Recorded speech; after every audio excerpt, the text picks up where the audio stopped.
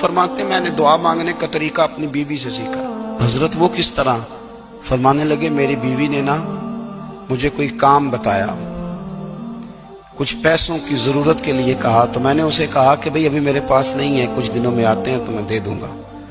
عورتوں کی عادت ہوتی ہے وہ بار بار یاد کراتی ہیں۔ 2-4 دنوں کے بعد پھر اس نے کہا حضرت وہ میں نے کہا تھا کچھ پیسے، میں نے اسے کہا کہ ابھی میرے پاس نہیں ہے، کچھ دنوں میں ملتے ہیں تو میں تمہیں دے دوں گا۔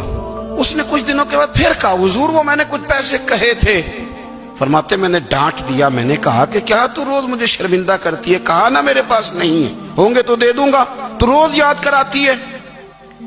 فرماتے ہیں اس نے پہلے تو میری ڈانٹ کو سہا، پھر میرے سخت جملوں نے اس کی آنکھوں میں آنسو پیدا کر دیے، پھر اس نے اپنے آنچل میں اپنے اس دکھ کو سمیٹا، اور پھر اس نے ایک جملہ کہا تو میں رو پڑا، اور مجھے اپنے رب سے مانگنے کا طریقہ آ گیا۔